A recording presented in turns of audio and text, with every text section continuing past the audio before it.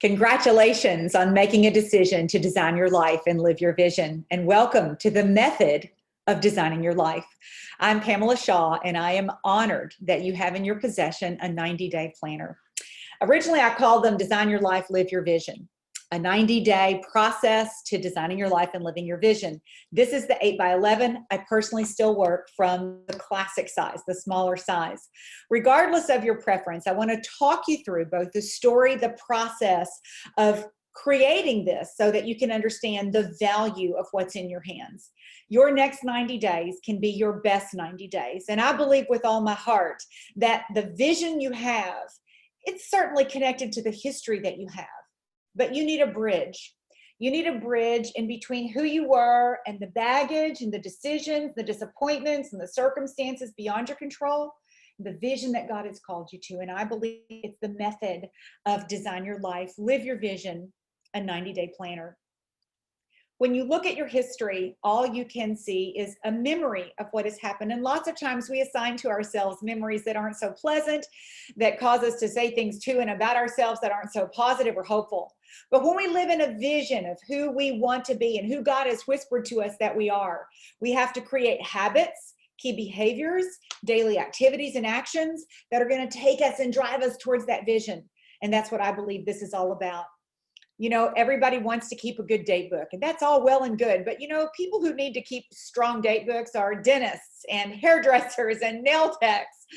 But you, as a growing entrepreneur and leader, you need to grow better habits, chosen habits, intentional activities, key behaviors that are going to take you where you want to go. So I just want to do a really quick run through about how the 90-day planner works and what the method is.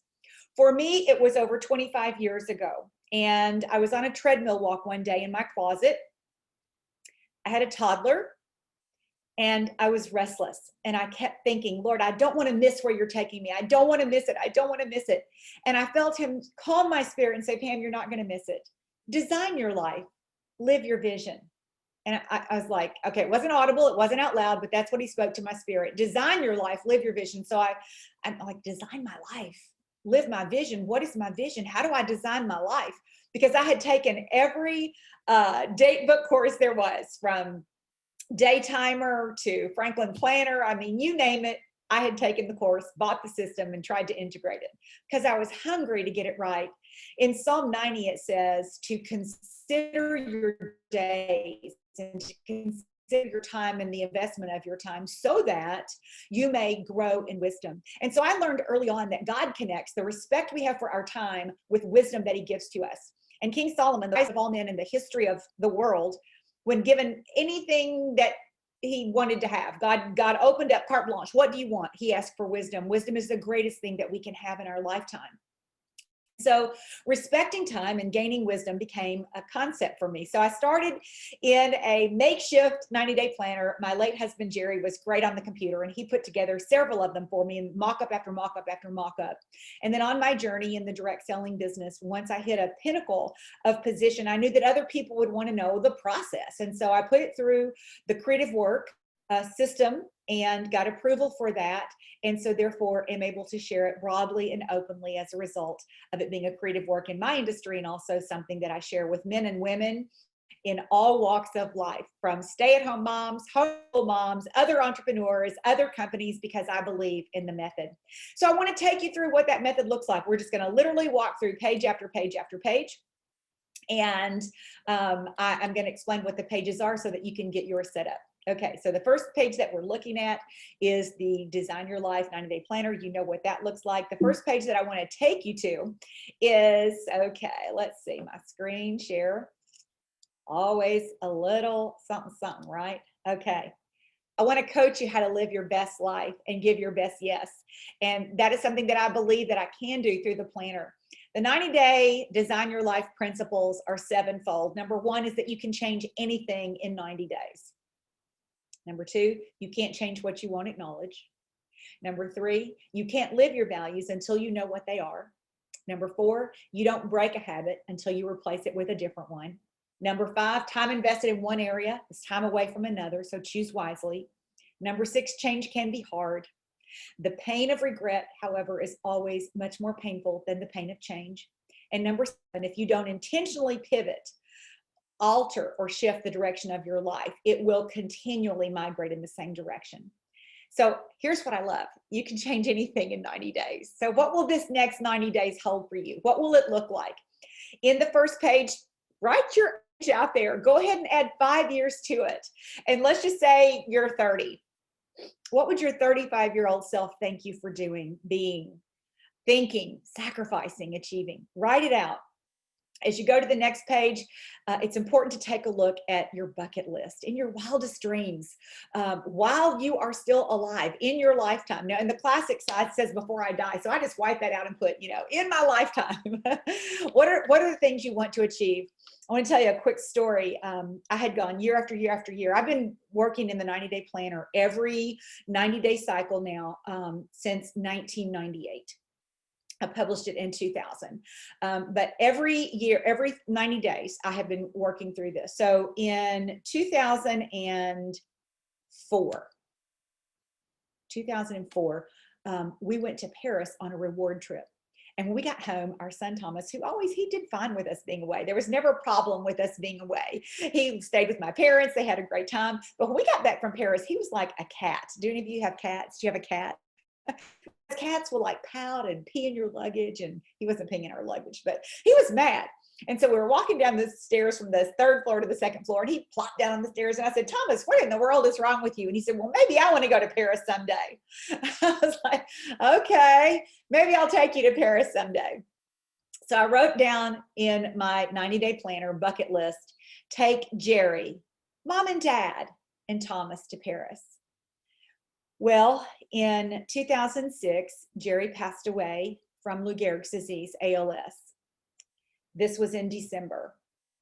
In March of 2007, spring break, I took my mom, my dad, and Thomas to Paris. I took them in first class. We stayed at Four Seasons Georges V, where we had stayed before. I took them to all of the amazing places that we had been before. It was over Easter, and we went to the beautiful Notre Dame Cathedral. My father was always the organist in my church, and to see him standing there in that amazing Easter service, watching the organist play Easter hymns that are universal regardless of the language, the look on his face. And then there was one night where there was one massage for the package that I purchased, and so I took one for the team. But I sent my parents and Thomas on a limo ride throughout the city of Paris, the city lights, for them to see all the lights from the top of the hill, and hired a limo driver to give them that experience. A few weeks later, I got a letter from my dad telling me that I had fulfilled one of his childhood dreams, a bucket list that he had never spoken to anyone, and thanked me for making his dream come true. You never know whose dreams you're going to make come true when you live out your bucket list. So what is your bucket list? Dream big, my friend. You may have stopped dreaming. Don't let anything be too big, too wild, too out of control. What in your wildest dreams goes on that bucket list? And then your vision. We're going to take this in 2 parts.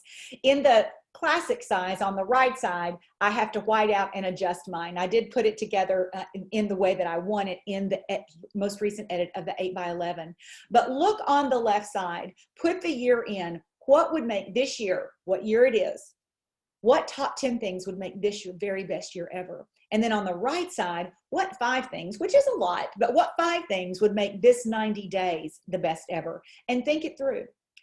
Your personal calling and your business calling, my why. People get tripped up here, and I don't want you to get tripped up. Some pins. First of all, the pins that I love, I love just the regular Crayolas. I mean, these pins are fantastic, right? These are fantastic pins. I love Tombows. A friend of mine turned me on to Tombows, and I also love Zigs that you can get off of Amazon, and Tombows off of Amazon. But use colored pens and pencils, and maybe just start with a pencil and write out words and phrases that mean something to you. What drives you? What excites you? What means something to you in your personal life and in your business life? And then as time progresses, you might have a paragraph or a sentence that you can really stand on. On this next section, it's important that you only select 3 at the most from the goal category. The biggest mistake that people make goal setting is that they choose too many categories. They make them too extreme. They can't even get started, much less finish 90 days of anything. So Choose three. Which three goal categories would give you the biggest bang for your buck? If you really want to achieve this 90 days, choose one and let the others go blank. It's really hard for people to leave blanks, but I'm going to assure you that if you choose one category and do it well, you will blow your mind this 90 days. So choose from one category or three, no more, and then be very specific.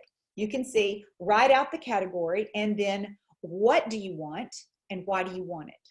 What do you want and why do you want it?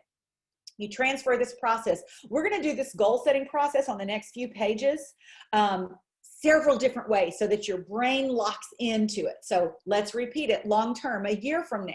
What is the goal? And then what's the deadline? And then how are you going to accomplish it? And do that for all three categories. Then short term, the next 90 days, repeat that same thing. How will you measure in 90 days if you're on course or not? Then let's go one more time. Benchmark. Now, this time we're putting all three goals in one place. At the end of month one, what is the goal to the short-term goal to accomplish the long-term goal? End of month two, end of month three. And then what do I want most? And how will I honor, meaning my behavior? What do I want most in each goal category? And what behavior or change in who I am will need to make a difference? Can you see how working this method separates a date book from what we're after? People ask me all the time, is this your only date book? It is. I use the fold out calendar. I put my appointments in that calendar, and then I massively use the yellow sticky pad. This is the best thing I ever invented ever. Half hour apart, it's all the time that you've got. And then you can take it off and you can move it around, move it around to your desk, move it around to another book, move it around in your planner. But the bottom line is what we're working on here is becoming, not just doing. We're working on becoming. When you invest yourself in becoming, then doing just naturally unfolds the activity that you want. Okay. AM and PM affirmations. Again, this alone is a 1-hour class, and I recommend the Miracle Morning. When I first read his book, I was like, darn, I feel like I wrote that book. But there's so much good information on how to create affirmations. I personally do write mine out. If you want to know the truth, I have them typed out. So every time I go to a dinner, I just print them and put them back in here. But I record mine on my iPhone in the recording app, and I listen to them morning and evening. And for me, that's what works best. I listen and receive the sound of my voice, and I also look at them at the end of 7 days, which I'll share in just a minute. But you want to write affirmations because affirmations are the overcoming of your limiting beliefs. Affirmations are the overcoming of your doubters and naysayers.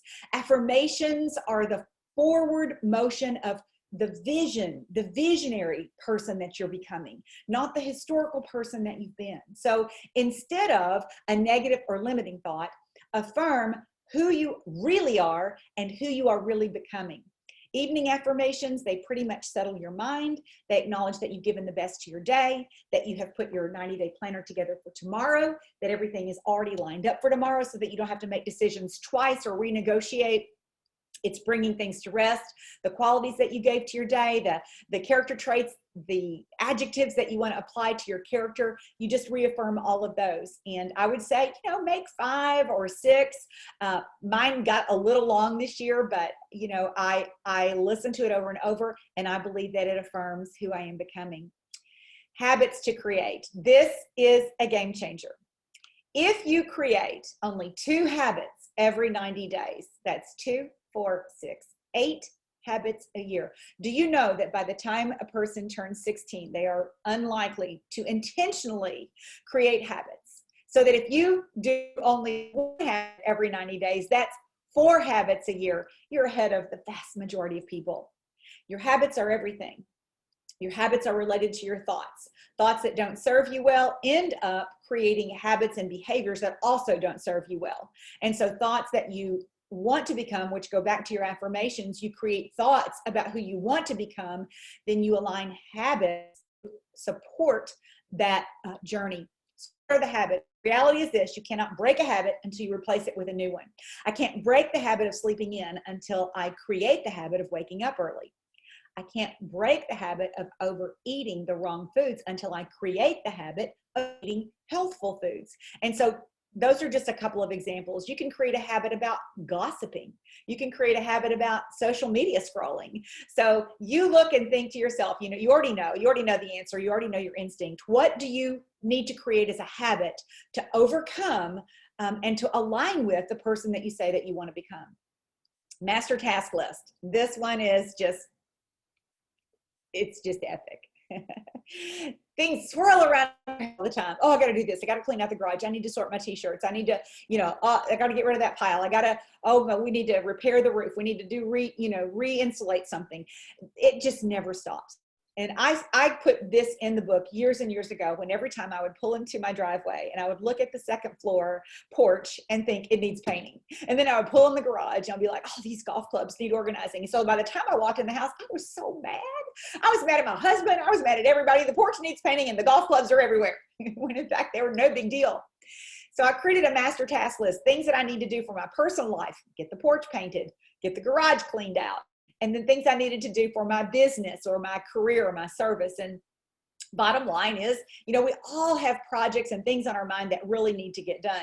Last year, I hosted a group of people at my home in August.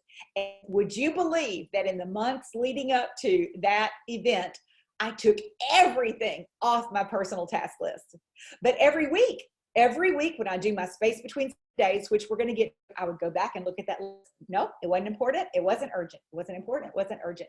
And so literally when I started putting the house together to have people live here and entertain, all of them became both important and urgent, and they all got taken off within that 90 days. So I'm starting over with, well, now what do I need to do?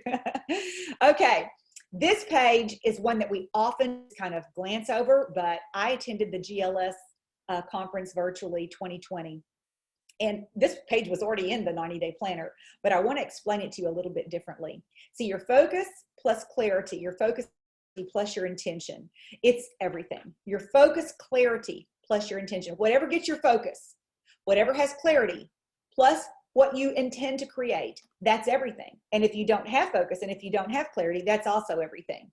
What is my one thing, the critical inch 90 days that will impact each goal the most successfully, the bridge from who I've been to where I'm going? What is my one thing? And then write that out. What is the 90-day scripture or quote that's going to keep me going and remind me that God has called me to this and it is going to be a journey and that I'm equipped for it? What inspires me? What's my one word or phrase to drive it all? And then in this 90 days, what can I delegate? What can I automate? What can I eliminate? So at the GLS conference this year, one of the speakers, Rory Vaden, talked about time management. And one of the things he said is that next level leadership requires next level thinking, but it goes a step further, next level integration. So this is really why I started the whole method of designing your life years and years ago. It's this next level method. So he talks about time management. And he said there are ways that we've always talked about time management. One is in terms of prioritization. We manage our time by deciding how something is, how important something is. Urgency is how soon, important is how much. So let's say that my doorbell rings right now. Well, it might be urgent to somebody else, but it's not urgent to me because I'm right here right now. Is it important? It's not important to me, might be important to them. So I don't react to someone else's urgency. My air conditioning on the third floor goes out. Okay, well, that becomes urgent because I can't sleep. It's important. And so I will stop everything to get that AC working in the middle of summer. So prioritization, sometimes in the old day, we used to talk more about urgent or important. I still think that relates to time management. But today, multipliers consider more in terms of time management about significance. How long will it last? What is the legacy? So today I need to be doing a lot of other things. My plants need watering. I haven't had a walk yet. I've had started a super busy morning.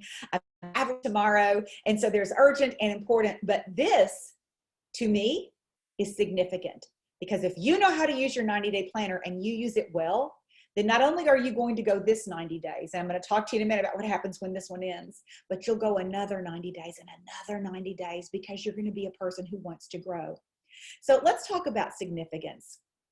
He used the example of how wealthy people view a $5 cup of coffee. Lack person like says, I can't spend $5 on a cup of coffee. An average person says, do I have $5 or do I have a gift card or, you know, on the app? A wealthy person says $5 at 8% over 30 years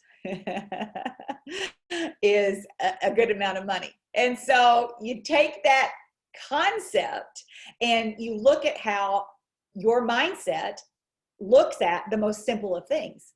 So significance is important. Let's talk about, not just smooth over, what needs to be delegated. You can delegate anything. Something that takes you 5 minutes, you're like, you know, I don't need to delegate that because it just takes me 5 minutes. Well, let's apply the wealthy rule. The wealthy rule is spend 150 minutes, spend 150% time the amount of time it takes you to train someone else to do it. Okay, if it takes you 5 minutes, train somebody else 150 times more than 5 minutes to do that. Why? Because the significant calculation says this: 250 work days times 5 minutes is 1,250 minutes. So 150 minutes to save 1,250 minutes is a 733% on your time investment. This is something that I'm looking at now. Things that I'm touching that I could delegate out and get back more time to create more significant opportunities, whether they're messages or tools. Life isn't about getting everything done right. It's about getting a lot done through other people. Andy Stanley said that. So sometimes we have it backwards. We're doing the $10 an hour things ourselves to try and get others to do our wealth building, yet they keep showing us it isn't the job that they want. So we just keep making lists. What needs to be delegated and what do I need to take on more of? Make a list of what you're touching that you could pay someone else $8 to $10 to $12 an hour to do that would give you that kind of return on your time and your money. Automate. Anything that is repeated needs automation. I do all my money in QuickBooks. I have systems to support my career path and promote people up the career path. They're the same every single time. I don't have to recreate them over and over again.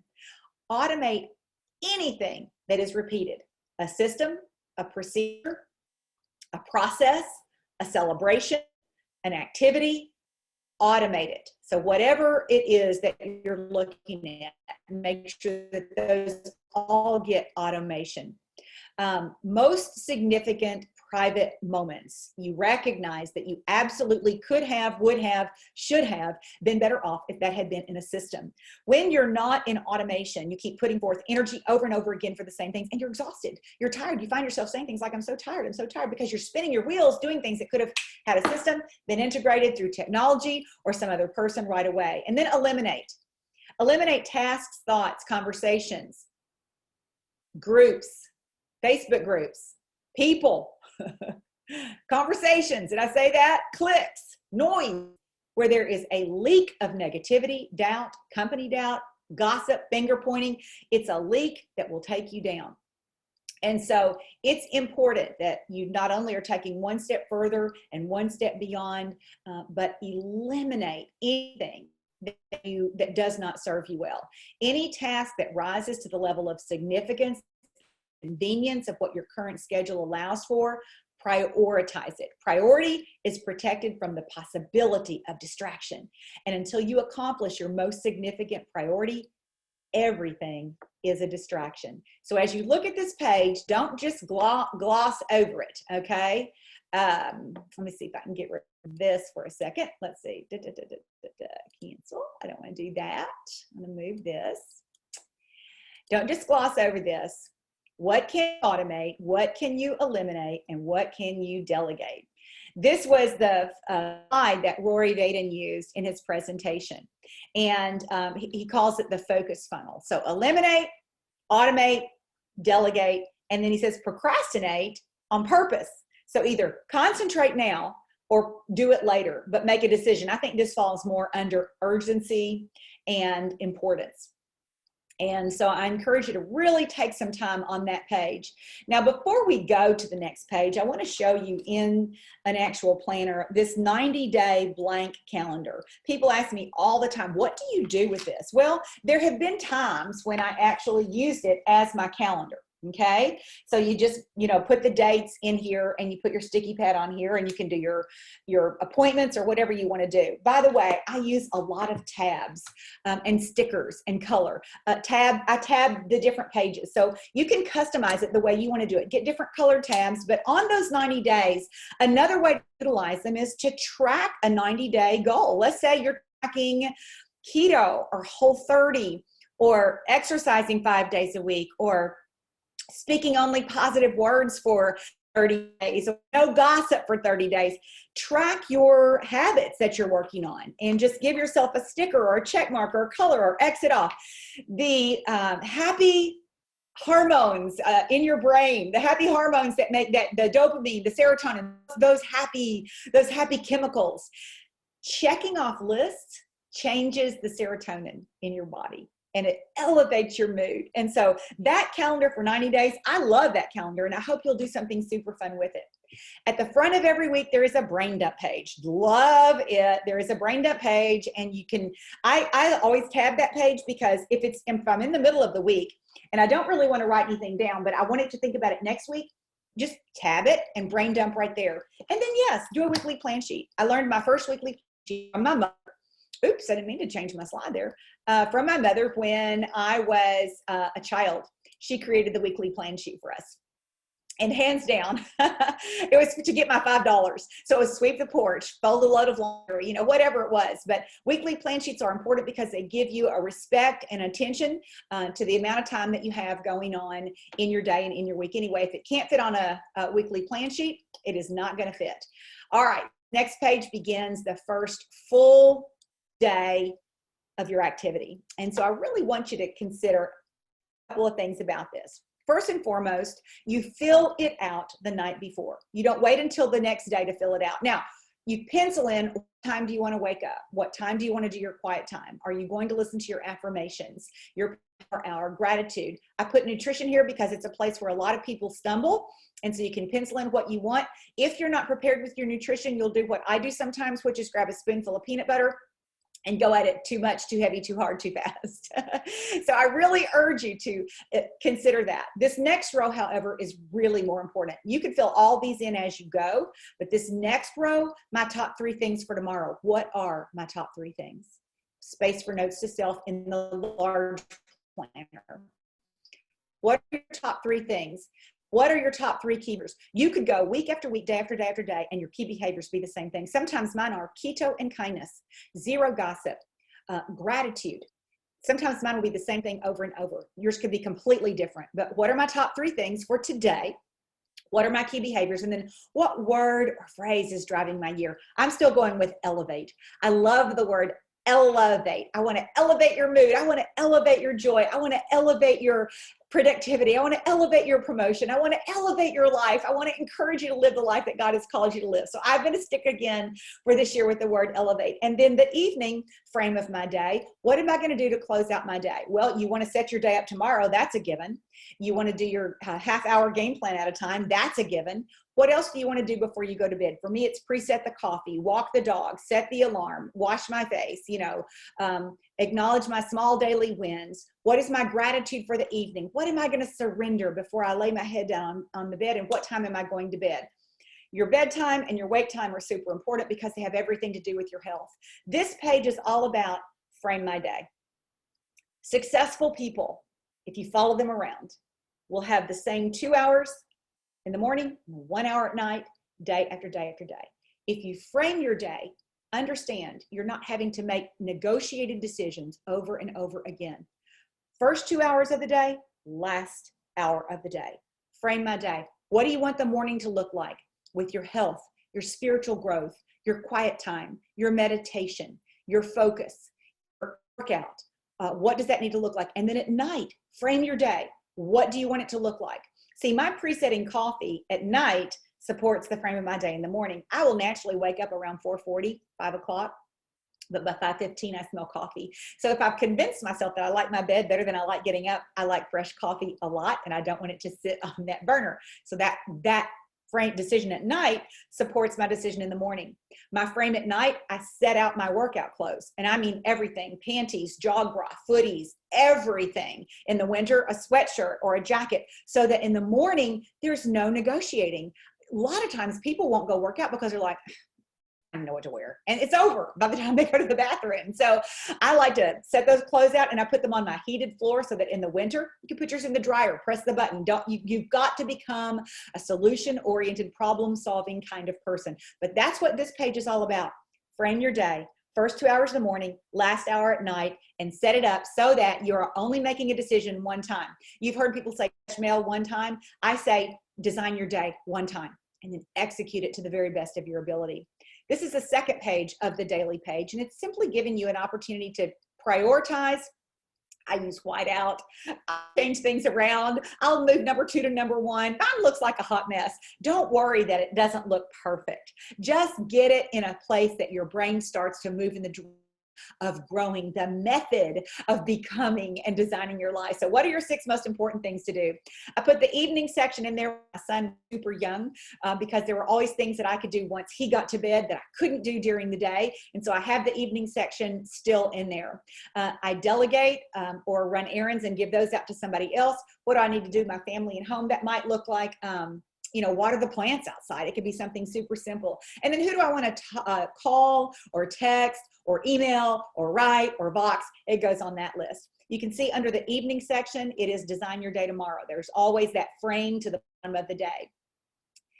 This space is the money for this planner. Here's the reality.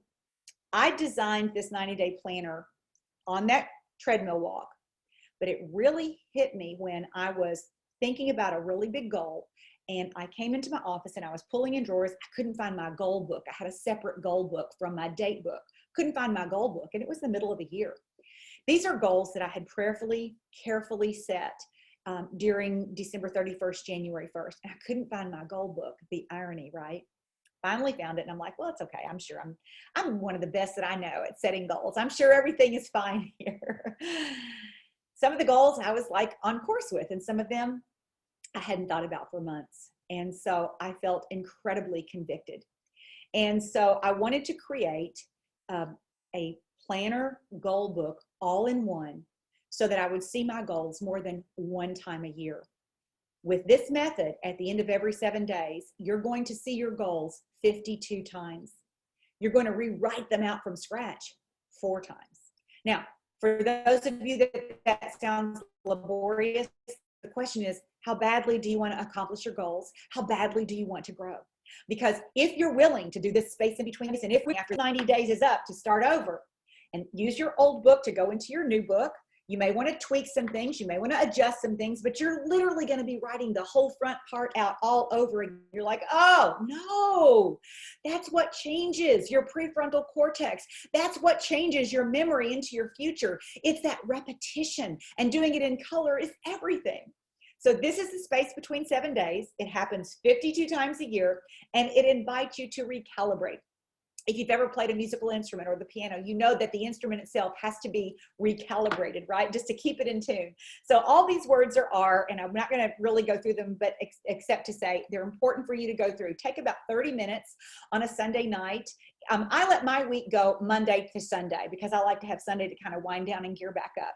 But whatever your last day of the week is, take some time on that day to set up the new one and go through each of these. Reflect. What did I do well? What am I proud of? What were my wins? Where did I fail? What did I learn? And then review your long-term, short-term goals. Yes, go back to the front of the book, read your goals, read them out loud, review them. Now, without looking at them, rewrite them 1, 2, and 3. I don't know why 4 is there because we're not doing more than 3. And then reconsider, how can I better focus? How can I better improve, tweak, adjust, or change this week to be more in tune with those goals? What skill am I learning right now? And then realign, what's going to make this a winning week? Do you know the value of what you just did? Going back and looking at those goals, I can't even begin to tell you. It's a new week, design it. Roll over any tasks or to-do lists from last week that belong in this week. Check your master task list. Is it paint the porch week or clean the golf clubs week? Just go back and look. Does anything belong in this week? If not, You move forward, you know it's still on the list, and then when it's important and urgent, you'll figure it out. Then reprioritize. What are the top 3 things that will impact the success of my week this week? Write them out.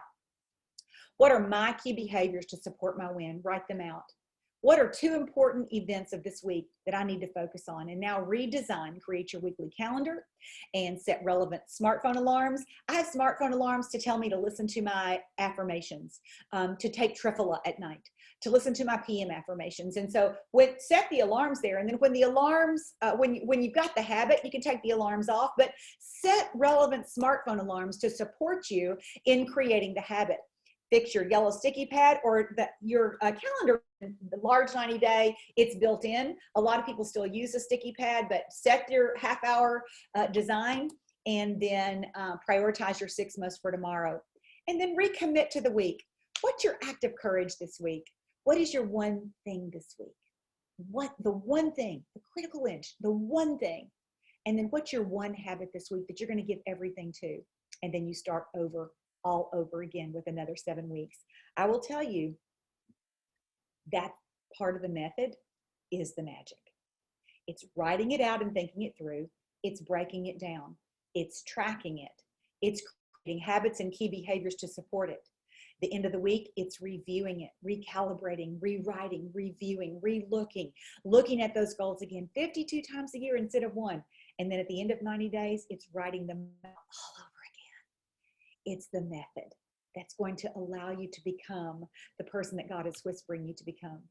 In the back, there is a section for projects. Some people use this as trash paper. Some people actually use it to, write out a project that they're working on. But the bottom line is it exists for you to do projects if that's what you want to do. Let me see if that is in fact the last page. Okay.